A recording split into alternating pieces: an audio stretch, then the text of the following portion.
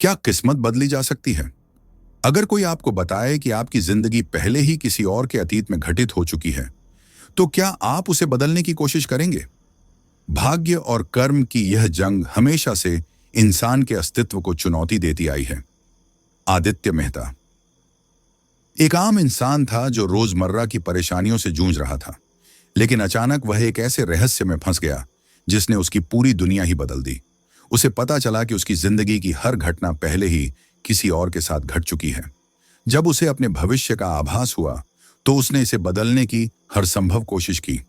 लेकिन क्या वाकई इंसान अपनी किस्मत बदल सकता है, या फिर वह भी उसी अंजाम तक पहुंचेगा जहां वो दूसरा आदमी पहुंचा था?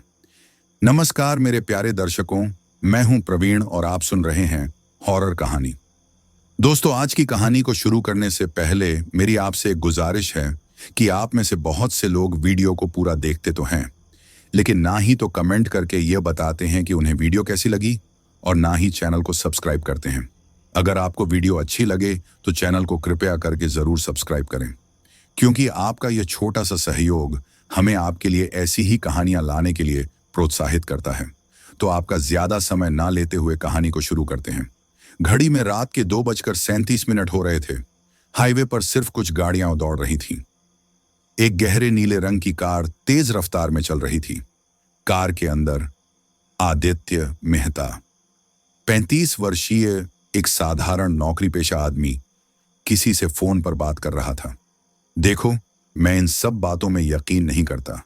भगवान जैसी चीजों का कोई वजूद नहीं होता।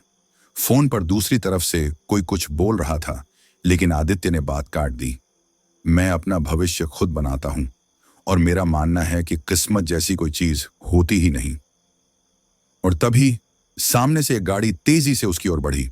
तेज हेडलाइट्स उसकी आंखों पर पड़ी। तेज आवाज के साथ दोनों गाड़ियां टकराईं। आदित्य की गाड़ी का बैलेंस बिगड़ गया। वह घूमा, एक पेड़ से टकराया, और सब कुछ काले अंधकार में समा गया। स्क्रीन ब्लैक होती है, और फिर धीरे धीरे एक नया दृश्य सामने आता है। अब हम देखते हैं एक तंग गली। सड़क किनारे लगे भगवान के पोस्टरों के नीचे एक आदमी खड़ा था। वह आंखें बंद करके भगवान का नाम ले रहा था। तभी पीछे से एक आवाज आई, कितनी बार कहा है शरद, मेरे सामने भगवान का नाम मत लिया कर। शरद ने पीछे मुड़कर देखा। आदित्य मेहता उसके पीछे खड़ा था। आदित्य के चेहरे पर झुंझलाहट थी। वह तेजी से शरद के पास आया और बोला, तू और तेरी भक्ति हर बात में भगवान को क्यों घसीटता है? शरद मुस्कुराया, भाई, तुम्हारे दिन ठीक नहीं चल रहे हैं। एक बाबा जी हैं जो सब कुछ जानते हैं, वो तुम्हारी मदद कर सकते हैं। आदित्य ने हंसते हुए कहा, कोई ढोंगी तांत्रिक होगा, मुझे इन बातों में कोई दिलचस्पी नहीं। बस एक बार चलो प्लीज, शरद ने अनुरोध किया। काफी बहस के बाद आदित्य अनमने ढंग से तैयार हो गया। ठीक है, बस जल्दी निपटाना। तंग गलियों से गुजरते हुए वे दोनों एक छोटे से घर के पास पहुंचे। आदित्य ने चारों ओर देखा। टूटी फूटी दीवारें, धूल से भरी मूर्तियां। उसने व्यंग्य से कहा, तो तेरे बाबा जी किस्मत बदलते हैं, पर अपनी गली भी नहीं बदल पाए। शरद उसकी बात अनसुनी कर अंदर चला गया। कमरे में धूप बत्तियां जल रही थीं। एक कोने में कुछ मूर्तियां रखी थीं। आदित्य ने मूर्तियों की ओर देखा और कुछ सोचने लगा। तभी एक बूढ़ी आवाज गूंजी, क्या ढूंढ रहे हो? आदित्य ने मुड़कर देखा। एक बूढ़ा व्यक्ति सफेद वस्त्रों में खड़ा था। बाबा शिवानंद। शरद तुरंत उनके पैरों में झुका। बाबा जी, ये मेरा दोस्त है आदित्य। इसकी जिंदगी बहुत उलझ गई है, आप इसे रास्ता दिखाइए। आदित्य ने झुकने की बजाय उन्हें सीधे देखते हुए कहा, मैं इन सब बातों पर विश्वास नहीं करता। बाबा जी ध्यान मग्न मुद्रा में बैठे जाते हैं। आदित्य उनके सामने बैठता है, लेकिन उसे यकीन नहीं होता कि यह कोई असली ज्योतिषी है। बाबा जी मुस्कुराए और अगरबत्ती जलाने लगे। उन्होंने शांति से कहा, जब तक खुद को मौका ही नहीं दोगे तो ईश्वर के पास कैसे आओगे? आदित्य हंसता है, लेकिन अगले ही पल स्वामी जी उसका अतीत बता देते हैं। उसकी बहन ने घर से भागकर दूसरी जाति के लड़के से शादी की थी। उसका एक भाई था जिसने घर में चोरी की और भाग गया, लेकिन फिर भी यकीन नहीं होता है। आदित्य ने तंज कसते हुए कहा, मैं वर्तमान में जीता हूं, मुझे ना भविष्य का डर है ना अतीत का पछतावा। बाबा जी ने उसकी ओर देखा और बोले, मृत्यु और मरण जीवन के दो सत्य हैं, जिन्हें खुद महादेव भी नहीं बदल सकते। आदित्य हंसा। बिल्कुल सही कहा, मैं भी नहीं बदल सकता। बाबा जी ने एक गहरी सांस ली और कहा, अगर तुम्हें मेरी विद्या पर जरा भी विश्वास है तो अपना हाथ आगे बढ़ाओ। आदित्य ने संकोच करते हुए अपना हाथ आगे बढ़ाया। बाबा जी ने उसकी हथेली को गौर से देखा। कुछ देर तक देखते रहे, फिर उनके चेहरे पर एक अजीब सी शिकन आई। आदित्य ने पूछा, क्या हुआ? बाबा जी बोले, मैंने इस हाथ को पहले भी पढ़ा है। आदित्य चौंक गया। आपसे तो मैं पहली बार मिला हूं। बाबा जी की आंखों में गहराई थी। तुम्हारी रेखाएं कह रही हैं कि मैंने इस हाथ को पहले भी देखा है। तुम पहले भी मेरे पास आ चुके हो। यह असंभव है। बाबा जी मुस्कुराए। अगर असंभव है तो इसे साबित करने के लिए मुझे बस 1 घंटा दो। बाबा शिवानंद अपनी पुरानी झोली से कुछ निकालने की कोशिश कर रहे थे। उनके सामने कुछ छोटे छोटे पत्थर बिखरे थे, जिनमें से वे कुछ खास तलाश कर रहे थे। बाहर आदित्य मेहता और शरद मिश्रा चाय के कप हाथ में लिए बातचीत कर रहे थे। तूने पहले क्यों नहीं बताया ये सब? शरद ने नाराजगी से पूछा। आदित्य ने हल्की मुस्कान दी, जिसमें दर्द झलक रहा था। मेरी किस्मत ही खराब है शरद। जब भी लगता है कि अब सब ठीक होने वाला है, कोई नई मुसीबत आ जाती है। तभी बाबा शिवानंद धीरे धीरे बाहर आए। उनके चेहरे पर एक अजीब सी गंभीरता थी। उन्होंने जेब से एक पुराना कागज निकाला और उसे दोनों के सामने लहराया। फिर वे आदित्य की ओर मुड़े और पूछा, तेरी उम्र कितनी है? आदित्य ने जवाब देने के लिए मुंह खोला ही था कि बाबा ने कागज पर नजर डालते हुए खुद ही कह दिया, तुम्हारी उम्र 33 साल है। आदित्य का चेहरा सफेद पड़ गया। उसने झट से कागज अपने हाथ में लिया, लेकिन उसमें कुछ भी समझ नहीं आ रहा था। बाबा ने गहरी सांस ली और कहा, यह रहा तुम्हारा हाथ। पहले तुम धीरजेश्वर वर्धमान थे।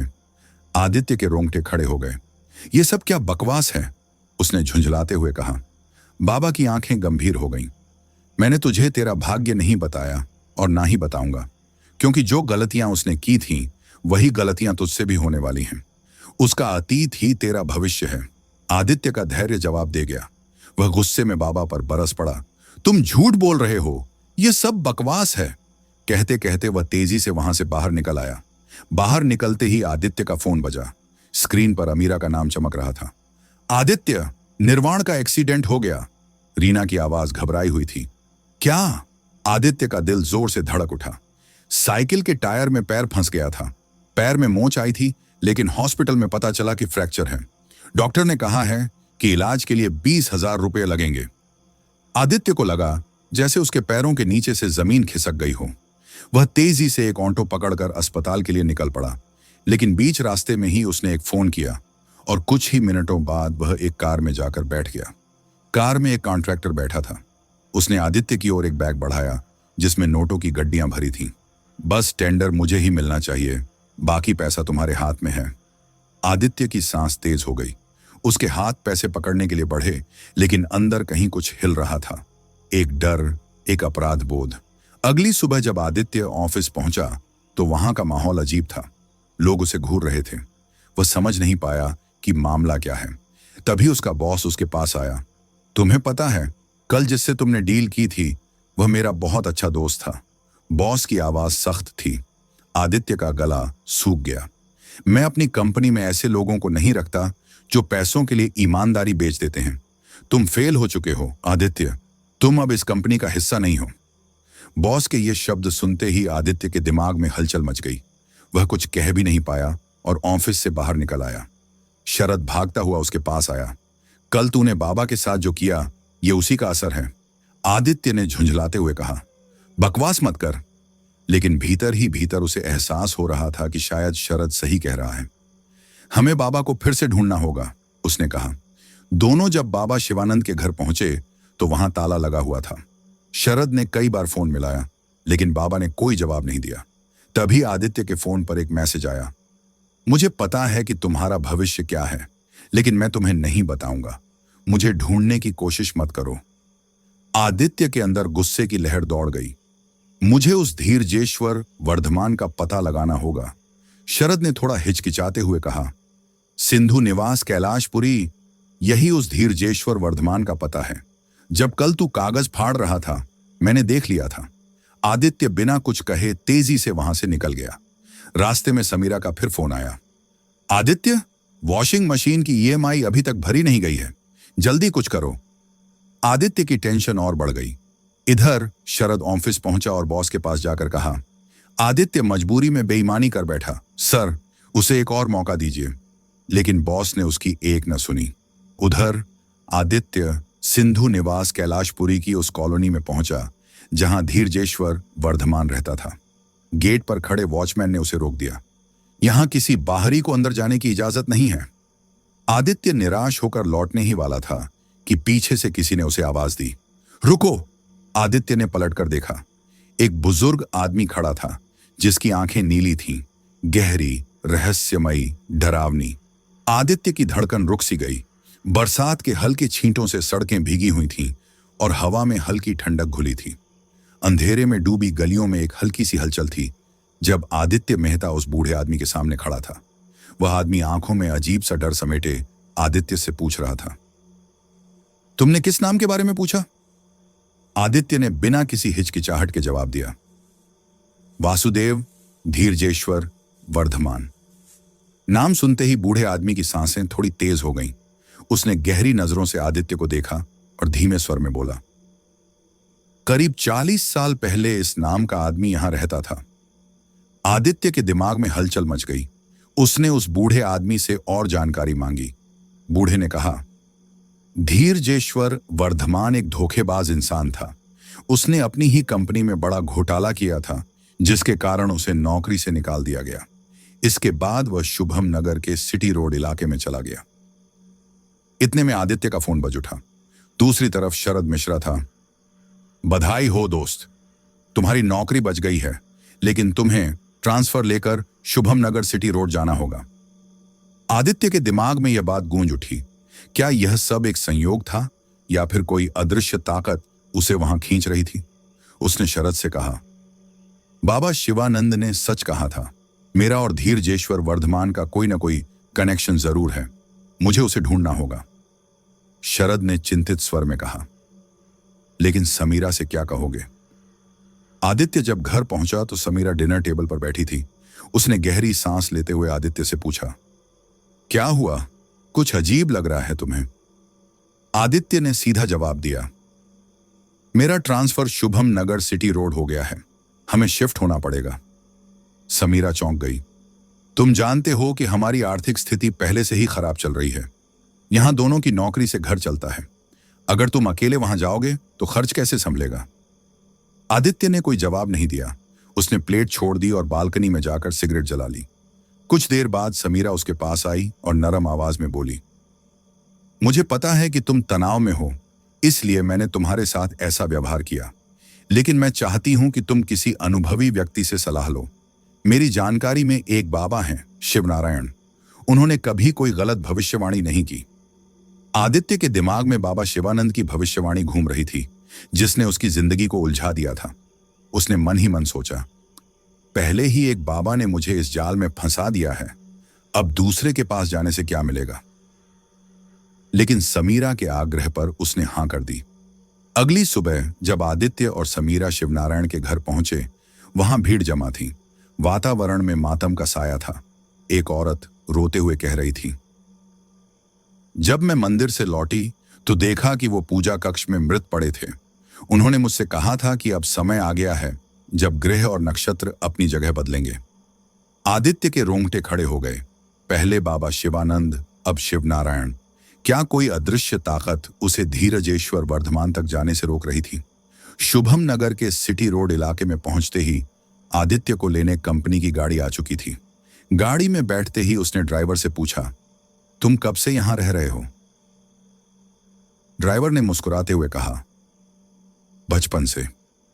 आदित्य ने उससे धीरजेश्वर वर्धमान के बारे में पूछा, लेकिन उसने अनभिज्ञता जताई। और इधर शरद ने भी कंपनी के डेटा में धीरजेश्वर का नाम खंगालने की कोशिश की, लेकिन उसके पास उसकी कोई तस्वीर नहीं थी। आदित्य जब अपने कमरे की बालकनी से बाहर देख रहा था तो उसे कुछ अजीब सा महसूस हुआ। उसने खिड़की खोली और नीचे झांकते हुए ड्राइवर को आवाज दी, नीचे आओ, ये जो जंगल के बीच में कोठी है ये किसकी है? ड्राइवर ने एक अजीब सी हंसी के साथ कहा, यह मेरे पिता की थी, अब मेरी हो गई है। आदित्य का मन बेचैन हो उठा। उसने कहा, मुझे यह कोठी अभी देखनी है। ड्राइवर ने उसे याद दिलाया, आज आपकी बॉस के साथ मीटिंग है। आदित्य ने दृढ़ता से जवाब दिया, पहले कोठी देखेंगे, फिर मीटिंग होगी। रात गिरने लगी थी। अंधेरे में कोठी के चारों ओर घना जंगल था। वहां जाने से पहले आदित्य को यह एहसास नहीं था कि यह यात्रा उसकी जिंदगी को हमेशा के लिए बदल सकती है। आदित्य मेहता अपने बॉस राकेशवन के घर पहुंचा। उसे उम्मीद थी कि यहां कोई औपचारिक मीटिंग होगी, लेकिन माहौल कुछ और ही था। राकेश ने मुस्कुराते हुए उसका स्वागत किया और कहा, यह तुम्हारी वेलकम पार्टी है आदित्य, चलो कुछ खास बनाते हैं। राकेश ने खुद अपने हाथों से ड्रिंक तैयार की और आदित्य के सामने गिलास बढ़ा दिया। दोनों ने बैठकर विस्की की चुस्कियां ली। बातचीत के दौरान राकेश ने पूछा, तुम जिस घर में रह रहे हो वहां कोई दिक्कत तो नहीं? आदित्य ने गिलास रखते हुए कहा, सर घर तो अच्छा है, लेकिन कभी कभी अजीब सा एहसास होता है। ऐसा लगता है जैसे वहां मेरे और ड्राइवर के अलावा कोई और भी मौजूद है। राकेश कुछ देर चुप रहा, फिर हंसकर बोला, तुमसे पहले भी कई लोग उस घर में रह चुके हैं, लेकिन किसी ने ऐसी कोई बात नहीं की। आदित्य ने एक गहरी सांस ली और बोला, मुझे सामने दिखने वाली कोठी में रहना है, जो इस घर से दिखाई देती है। राकेश ने भौहें चढ़ाकर कहा, सिल्वर मून ब्लू कोठी। ड्राइवर जो पास ही खड़ा था चौंक कर बोला, सर वहां जाने में दिक्कत होगी, बिजली की समस्या भी है और रास्ता भी ठीक नहीं है। आदित्य ने दृढ़ता से कहा, अगर आप इजाजत दें तो मैं वहीं रहना चाहता हूं। राकेश ने थोड़ी देर सोचा, फिर सिर हिलाते हुए कहा, ठीक है, कल ड्राइवर तुम्हें वहां शिफ्ट कर देगा। उस रात जब आदित्य अपने कमरे में सो रहा था, अचानक उसकी नींद खुल गई। उसे खिड़की के पीछे कोई हलचल महसूस हुई। अंधेरे में उसकी आंखें धीरे धीरे किसी अजीब शक्ति के वश में आ रही थीं। बिना सोचे समझे वह उठकर कमरे से बाहर निकल गया और अनजाने में चलता चला गया। वह चलता चलता एक गहरी खाई के किनारे जा पहुंचा। वहां खड़ा होकर उसने नीचे झांका, लेकिन डरने की बजाय उसके चेहरे पर चिंता की लकीरें थीं, जैसे वह कुछ ढूंढ रहा था या किसी की प्रतीक्षा कर रहा था। अचानक ड्राइवर वहां पहुंचा और तेज आवाज में चिल्लाया, साहब रुकिए। ड्राइवर ने दौड़कर आदित्य को पीछे खींच लिया। उस झटके से आदित्य का ध्यान टूटा और उसने हैरानी से खुद को खाई के किनारे खड़ा पाया। उसका दिल जोर जोर से धड़कने लगा। आदित्य तुरंत अपने बॉस के घर पहुंचा और सारी बात बताई। राकेश ने गंभीर स्वर में कहा, आदित्य, उस घर में तुमसे पहले 30 लोग रह चुके हैं, लेकिन किसी के साथ ऐसा नहीं हुआ। ड्राइवर ने हिचकिचाते हुए कहा, साहब जब मैं छोटा था तब ऐसी ही घटना घटी थी। उस घर में रहने वाले एक साहब ने तालाब के पास आत्महत्या कर ली थी। आदित्य ने तेजी से पूछा, उस आदमी का नाम क्या था? ड्राइवर ने सिर हिलाते हुए कहा, मुझे नहीं पता, लेकिन गांव के बुजुर्ग शायद जानते हों। आदित्य की आंखों में एक अलग सी चमक थी। उसने तय कर लिया कि वह उस आदमी की पहचान जानकर रहेगा। उसके मन में एक नाम घूम रहा था, धीरजेश्वर वर्धमान। अगले दिन आदित्य और ड्राइवर सिल्वर मून ब्लू कोठी की ओर रवाना हुए। रास्ते में आदित्य का फोन बजा। दूसरी तरफ शरद मिश्रा था। तू ठीक तो है ना? शरद ने चिंता जताई। आदित्य ने गहरी सांस लेते हुए कहा, हाँ, लेकिन कुछ अजीब हो रहा है।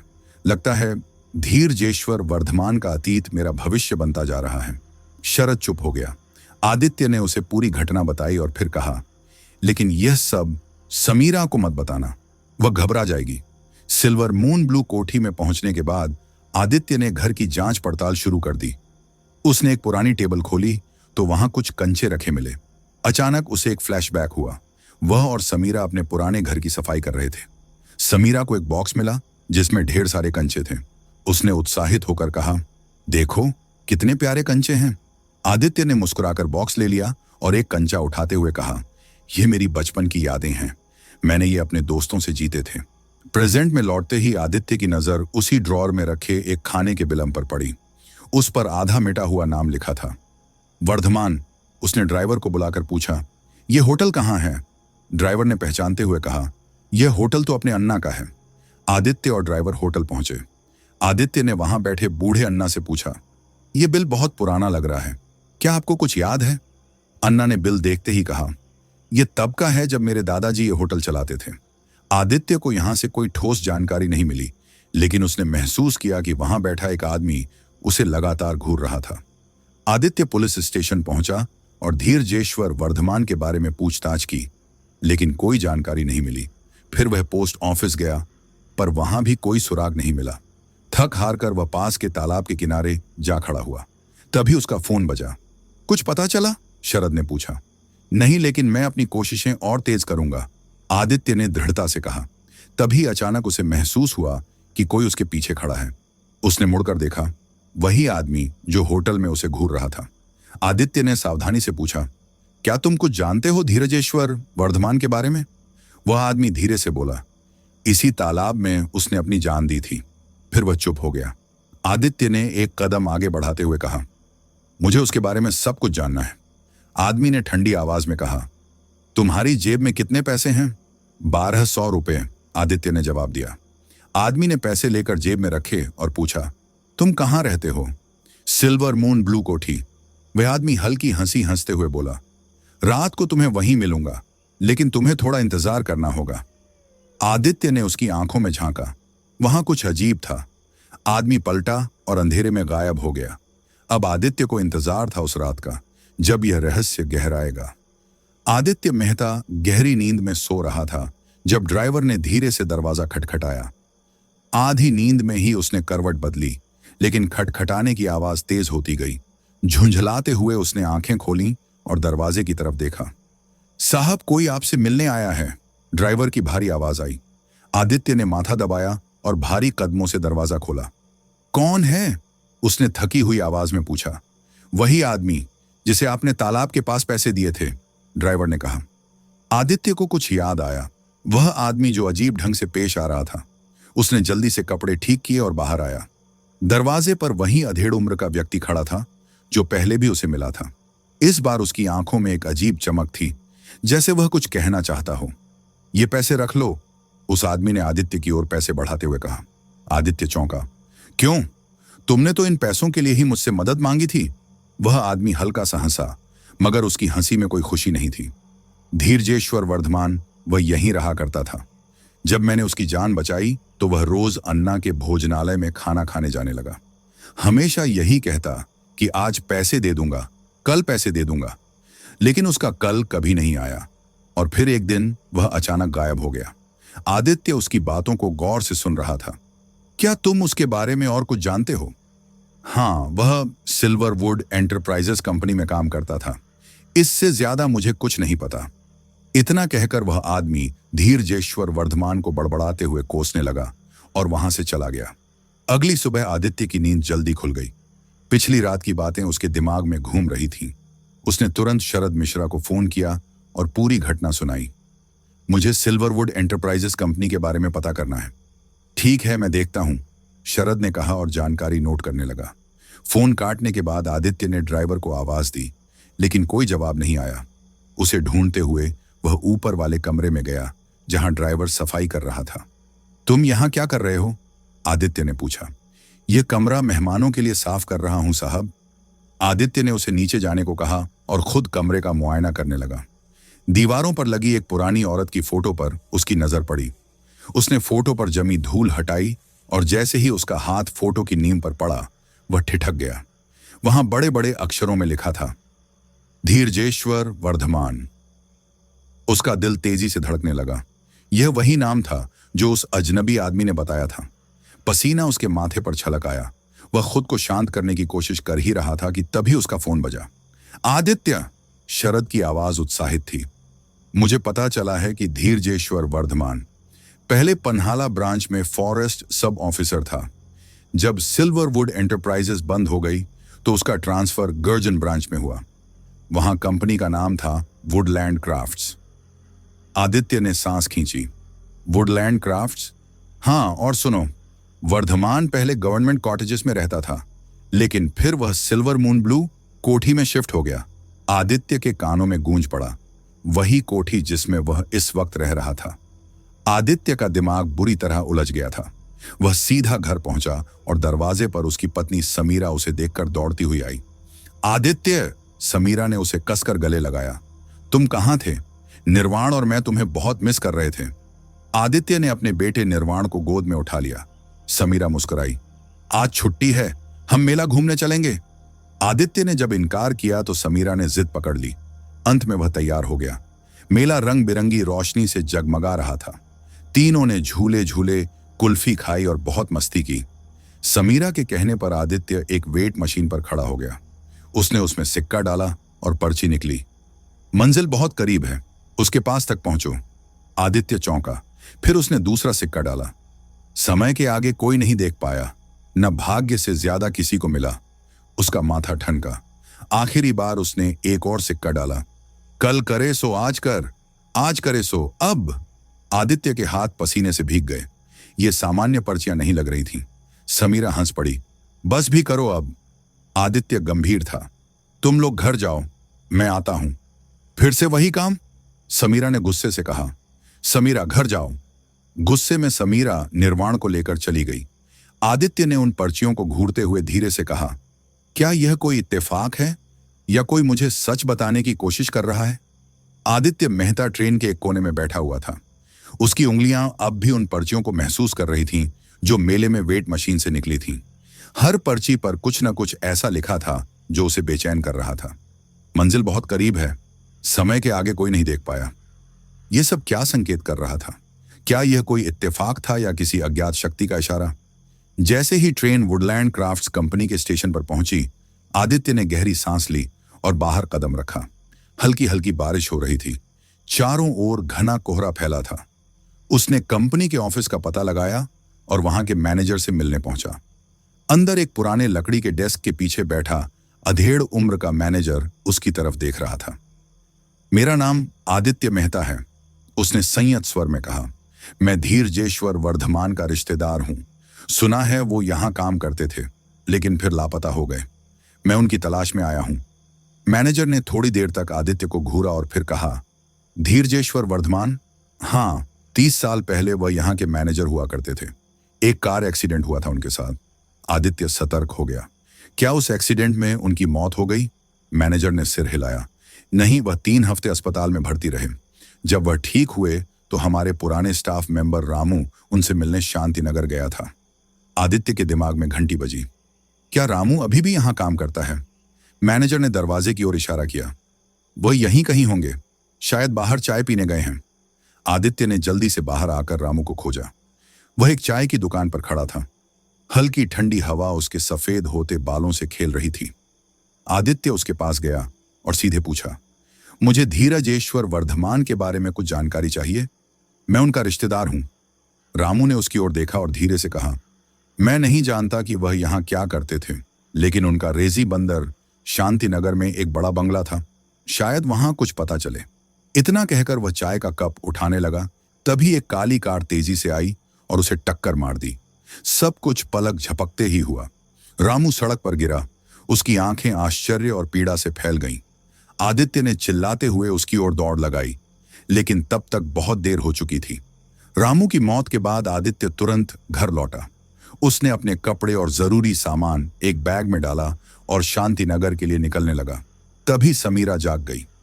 ये सब क्या हो रहा है आदित्य? मुझे एक जरूरी काम से शांतिनगर जाना होगा, उसने बिना आंखें मिलाए जवाब दिया। कंपनी ने मेरी पोस्टिंग वहीं की है, मुझे तुरंत निकलना पड़ेगा। प्लीज कोई सवाल मत करना। समीरा ने उसकी आंखों में झांका, जैसे वह कुछ छिपा रहा हो, लेकिन उसने जिद नहीं की। आदित्य जल्दी से घर से निकल पड़ा। शांतिनगर पहुंचने के बाद आदित्य ने ऑटो वालों से रेजी बंदर का पता पूछा, लेकिन कोई वहां जाने को तैयार नहीं था। साहब, इस समय वहां जाना सही नहीं, बारिश का मौसम है और इलाका भी जंगल का है। एक ठेले वाले से भी उसने पूछा, लेकिन वही जवाब मिला। तभी एक ऑटो वाला उसके पास आया और धीरे से बोला, आपको वहां जाना है? आदित्य ने हामी भरी। मैं ले जाऊंगा, लेकिन 3 गुना किराया लगेगा। आदित्य ने कोई बहस नहीं की। वह जानता था कि इस सफर को पूरा करना ही होगा। ऑटो धीमी रफ्तार से जंगल के घुमावदार रास्तों पर बढ़ने लगा। चारों ओर घना अंधेरा और बारिश की बूंदें माहौल को और डरावना बना रही थीं। उधर समीरा को बेचैनी महसूस हो रही थी। उसने शरद मिश्रा को बुलाया और सीधे पूछा, क्या सच में शांतिनगर में ऑफिस की कोई ब्रांच है? शरद ने एक पल को सोचा। ब्रांच जैसी कोई चीज नहीं, बस एक पुराना ऑफिस है। समीरा को अब और भी संदेह हो गया। अगर तुम्हारी आदित्य से बात हो तो प्लीज मुझे बताना, उसने शरद से कहा। शरद ने सहमति में सिर हिलाया, लेकिन उसके चेहरे पर भी चिंता थी। आदित्य आखिरकार रेजी बंदर के उस बंगले के सामने खड़ा था जहां धीरजेश्वर वर्धमान कभी रहा करते थे। हवाएं सरसराहट कर रही थीं और पेड़ों की डालियां अंधेरे में भूतियां छायाओं की तरह हिल रही थीं। दरवाजा खुला था, अंदर घना सन्नाटा पसरा था। उसने हिम्मत करके कदम बढ़ाया और अंदर प्रवेश किया। घर के हर कोने में धूल जमी हुई थी। लकड़ी की पुरानी गंध हवा में घुली थी। जैसे ही वह सीढ़ियों की तरफ बढ़ा, उसे लगा कि कोई उसे देख रहा है।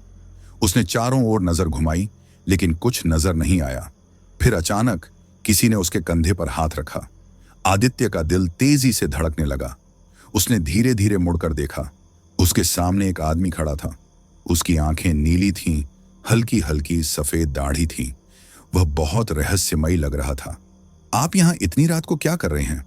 उस आदमी ने गंभीर आवाज में पूछा। आदित्य ने थोड़ा हिचकिचाते हुए कहा, मेरा नाम आदित्य मेहता है। मैं यहां धीरजेश्वर वर्धमान से मिलने आया हूं। आदमी ने गहरी सांस ली और हल्का सा मुस्कुराया। आप इतनी रात को बारिश में घने जंगलों को पार करते हुए मुझसे मिलने आए हैं? आदित्य को झटका लगा। तो क्या आप ही धीरजेश्वर वर्धमान हैं? उसने धीरे से पूछा। आदमी ने उसकी आंखों में सीधे देखा और जवाब दिया, हां। बारिश से उसके कपड़े पूरी तरह भीग चुके थे। ठंड इतनी तीव्र थी कि उसके दांत किटकिटाने लगे। तुम्हें बहुत ठंड लग रही है, पहले कपड़े बदल लो, मैं थोड़ी देर में आता हूं। आदित्य ने सिर हिलाया और जल्दी से अपने गीले कपड़े बदलने लगा। उसके मन में एक ख्याल आया, काश मैं अपने साथ थोड़ी विस्की ले आता, ठंड में इससे अच्छा कुछ नहीं। अभी वह यह सोच ही रहा था, तभी दरवाजे पर दस्तक हुई। धीरजेश्वर वर्धमान, जिनके रहस्यमयी व्यक्तित्व ने आदित्य को पहले ही उलझन में डाल रखा था, हाथ में विस्की की बोतल लिए खड़े थे। उन्होंने मुस्कुराकर पूछा, विस्की पीते हो ना? आदित्य ने सिर हिलाया, हां। धीरजेश्वर ने गिलास में विस्की डाली, जिसे आदित्य ने झटपट खत्म कर दिया। उसने दूसरा गिलास भी भरवा लिया और उसे भी एक ही सांस में खाली कर दिया। धीरजेश्वर ने हल्की मुस्कान के साथ पूछा, जल्दी में हो? आदित्य ने ठंडी सांस भरते हुए कहा, पहले मैं किस्मत के पीछे भागता था और अब तुम्हारे पीछे भाग रहा हूं। इतना कहते ही उसकी आंखें भारी होने लगीं और कुछ ही पलों में वह बेहोश होकर सोफे पर गिर पड़ा। सपनों की दुनिया में कहानी एक नए मोड़ पर चली गई।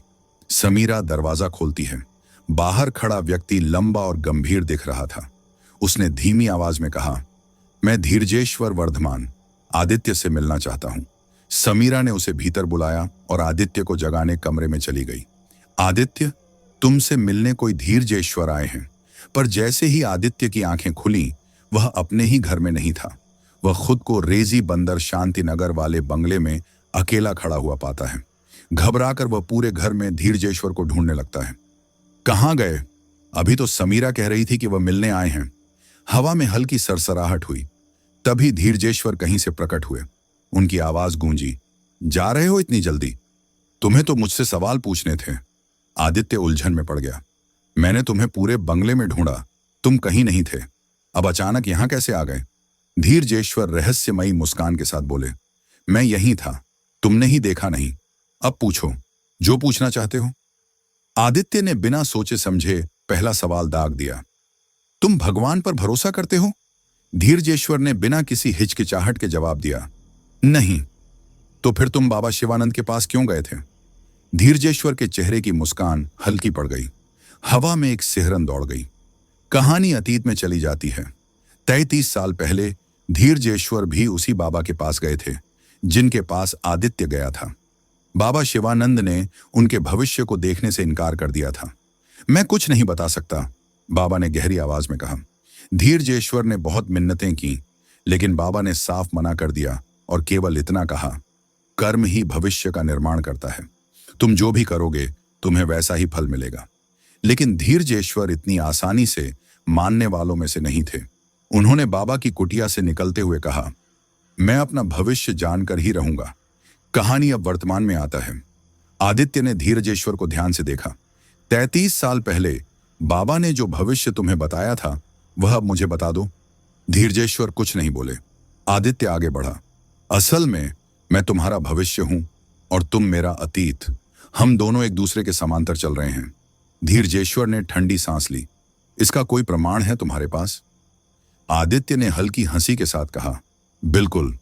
बाबा शिवानंद के पास जाने के बाद ही मेरी नौकरी में दिक्कतें आनी शुरू हुईं। रिश्वत के झूठे आरोप लगे और मुझे ट्रांसफर लेना पड़ा। धीरजेश्वर का चेहरा सफेद पड़ गया। आदित्य ने आगे कहा, तुम्हें भी सिल्वरवुड एंटरप्राइजेस कंपनी से रिश्वत के आरोप में ट्रांसफर दिया गया था, सही कहा ना? धीरजेश्वर अब भी चुप थे। आदित्य ने बात जारी रखी, मुझे भी वही पोस्टिंग मिली जहां तुम्हें मिली थी, शुभम नगर सिटी रोड। मैं वहां के गवर्नमेंट कॉटेज में रहा, लेकिन कुछ अजीब हुआ। एक दिन मैं खाई के किनारे आत्महत्या करने चला गया था। धीरजेश्वर के होंठ थरथराए और बोले, मैं भी तालाब के किनारे आत्महत्या करने गया था, लेकिन मुझे एक मछुआरे ने बचा लिया। आदित्य ने सिर हिलाया और मुझे मेरे ड्राइवर ने। क्या यह महज इत्तेफाक है? धीरजेश्वर ने गहरी सांस ली। हम दोनों ने एक ही जगह पर समय बिताया, एक ही तरह की घटनाएं हुईं। आदित्य की आंखें चमक उठीं। और सबसे बड़ा इत्तेफाक, मैं भी सिल्वर मून ब्लू कोठी में रहा जहां तुम रहे थे। धीरजेश्वर के चेहरे पर एक विचित्र मुस्कान आई। क्या तुम भी वही पैसे चाहते थे जिनकी मुझे जरूरत थी? आदित्य ने धीरे से कहा, हां, और यहीं से यह सब शुरू हुआ। धीरजेश्वर बोले, मैं तुम्हें तुम्हारा भविष्य बता सकता हूं, लेकिन पहले मुझे देखना होगा कि मेरा 33 साल पुराना अतीत तुम्हारे साथ दोहराया जा रहा है या नहीं। आदित्य ने सिर हिलाया। अगर यह सब दोहराया गया तो तुम मुझे सब कुछ बताओगे? धीरजेश्वर ने जवाब दिया। हां। आदित्य ने ठंडे स्वर में कहा, तो सुनो, मैं मकर संक्रांति का वो दिन कभी नहीं भूल सकता जब मैं पतंग उड़ाने छत पर गया था, लेकिन भगवान को मेरी खुशी मंजूर नहीं थी। मैं छत से गिर गया और मेरी आईब्रो पर निशान पड़ा। धीरजेश्वर ने हंसी में कहा, तुम तो ठीक कहते हो, किस्मत हमें हंसी और खुशी देने नहीं आई, बल्कि चोट और निशान देकर जाती है। तो बताओ, तुम्हारी आईब्रो पर निशान कैसे पड़ा?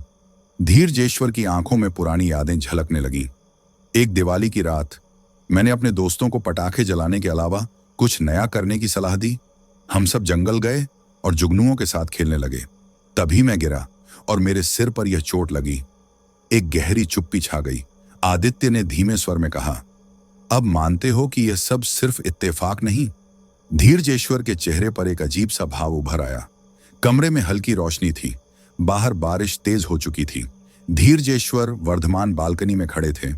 उनकी आंखें दूर किसी अनदेखे अतीत में खोई हुई थीं। आदित्य मेहता ने उनकी तरफ देखा और धीरे से पूछा, क्या सोच रहे हैं? धीरजेश्वर ने हल्का सा मुस्कुराते हुए कहा, बारिश हमेशा मुझे अतीत में ले जाती है। आदित्य ने भी खिड़की से बाहर झांका। उसे भी बारिश पसंद थी, लेकिन यह सुनकर वह कुछ सोच में पड़ गया।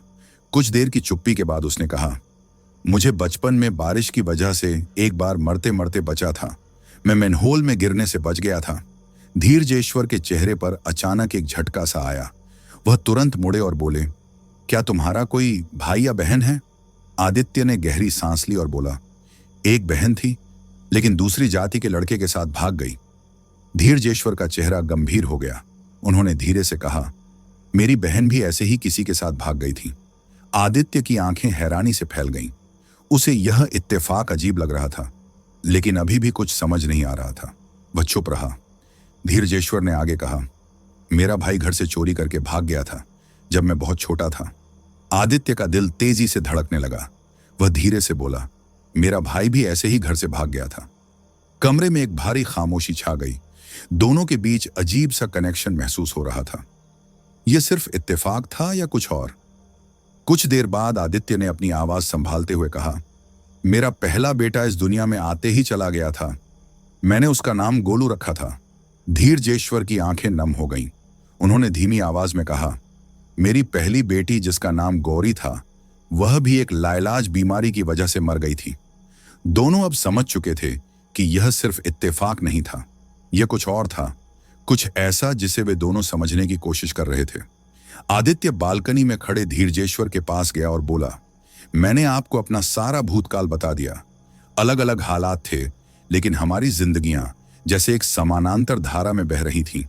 अब आप मुझे मेरा भविष्य बता सकते हैं? धीरजेश्वर ने उसकी ओर देखा और गंभीर स्वर में बोले, कोई कारण तो होगा कि हमारी जिंदगियां इस तरह एक दूसरे से जुड़ी हैं।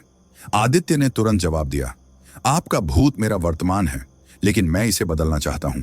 मैं चाहता हूं कि आप मुझे मेरा भविष्य बताएं ताकि मैं गलतियां ना दोहराऊं। धीरजेश्वर हल्का सा मुस्कुराए और एक पुराने लकड़ी के संदूक से कुछ मोटी डायरी निकाली। मैंने ये डायरी शायद तुम्हारे लिए ही लिखी थी, उन्होंने कहा, लेकिन इन्हें तुम्हें देने से पहले मेरी कुछ शर्तें हैं। आदित्य ने बिना समय गंवाए कहा, मुझे आपकी सारी शर्तें मंजूर हैं, बस मुझे मेरा भविष्य जानना है। धीरजेश्वर ने एक गहरी सांस ली और बोले, पहली शर्त धैर्य, जो तुम में नहीं है। आदित्य चुप रहा। दूसरी शर्त, तुम अपने पूरे भविष्य को एक साथ नहीं पढ़ सकते, सिर्फ अगले दिन की घटनाएं ही पढ़ सकते हो। अगर तुमने एक साथ पूरा भविष्य जानने की कोशिश की तो यह तुम्हारे लिए जानलेवा हो सकता है। आदित्य को पहली बार कुछ अजीब सा महसूस हुआ, लेकिन वह चुप रहा। तीसरी शर्त, किस्मत से कर्म नहीं बदला जा सकता, लेकिन कर्म से किस्मत बदली जा सकती है। आदित्य ने सिर हिलाया। चौथी शर्त, तुम्हें यह डायरी मिलने के बावजूद तुम काल से एक कदम पीछे ही रहोगे। तुम जान जाओगे कि तुम्हारे साथ क्या होने वाला है, लेकिन तुम उसे बदल नहीं पाओगे, और अगर तुमने काल को पीछे छोड़ने की कोशिश की तो उसका अंजाम बहुत बुरा होगा। धीरजेश्वर का चेहरा गंभीर था। पांचवी और आखिरी शर्त, इन डायरीज के बारे में किसी को मत बताना और इन्हें किसी और को मत पढ़ने देना। आदित्य समझ चुका था कि यह खेल आसान नहीं होगा, लेकिन उसने मन ही मन सोच लिया था वह इन भविष्यवाणियों को गलत साबित करके रहेगा। धीरजेश्वर ने गहरी सांस लेते हुए कहा, अब तुम्हें निकलना चाहिए, तुम्हारी ट्रेन छूटने वाली है।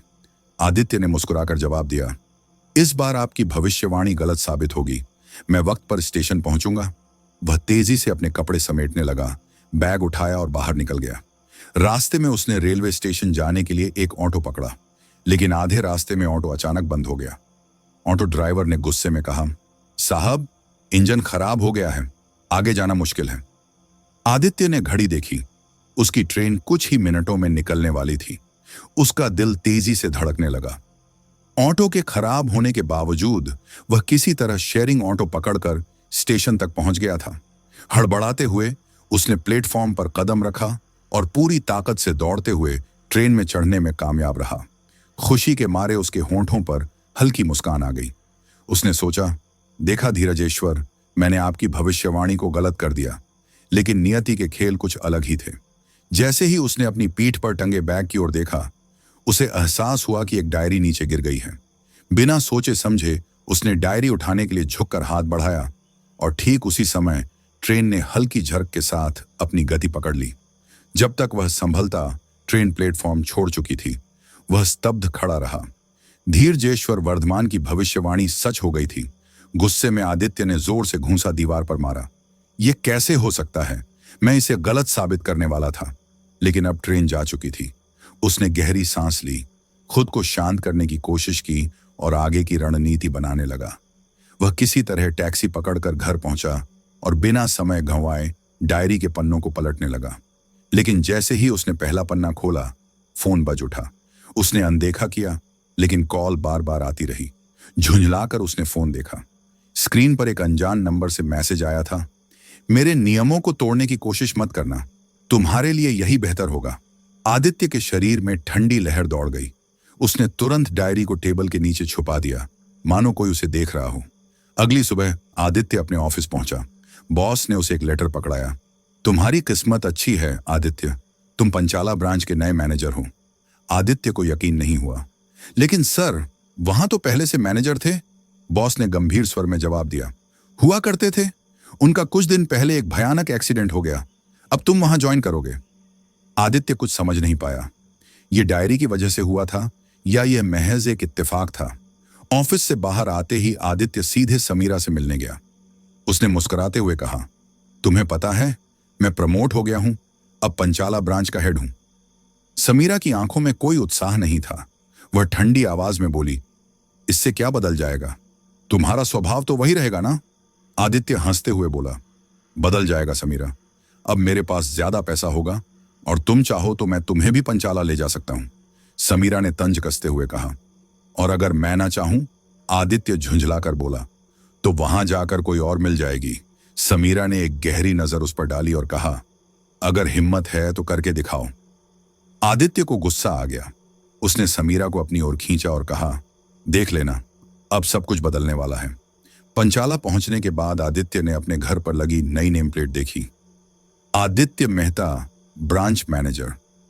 उसने संतोष से गहरी सांस ली। अब वह डायरी के हर पन्ने को ध्यान से पढ़ने लगा।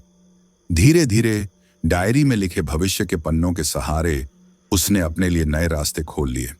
कुछ ही महीनों में वह बड़ी डील्स में घूस लेने लगा और इलाके में पावरफुल बन गया। अब उसकी फैमिली भी पंचाला आ चुकी थी और सब कुछ सही लग रहा था। लेकिन एक रात जब वह डायरी का अगला पन्ना पलटता है तो उसमें लिखा देखकर आदित्य के रोंगटे खड़े हो गए। शब्दों ने जैसे उसकी धड़कनें थाम लीं। तो सवाल यह उठता है, आखिर डायरी में ऐसा क्या लिखा था जिसने आदित्य के पैरों तले जमीन खिसका दी? क्या वह अपनी किस्मत को बदलने में कामयाब होगा या फिर धीरजेश्वर वर्धमान की गलतियों को दोहराने के लिए अभिशप्त है? क्या यह डायरी उसे नियति से बचने का रास्ता दिखाएगी या यह सिर्फ एक ऐसा जाल है जिससे बाहर निकलना नामुमकिन है? इन सभी सवालों के जवाब आपको अगले भाग में मिलेंगे, लेकिन तब तक यह रहस्य बना रहेगा। अगर आपको यह कहानी पसंद आई हो तो हमें कमेंट में जरूर बताएं और हमारे चैनल को सब्सक्राइब करना न भूलें, ताकि हम आपके लिए ऐसी ही रहस्यमयी और रोमांचक कहानियां लाते रहें। फिर मिलेंगे एक नई दिल दहला देने वाली कहानी के साथ।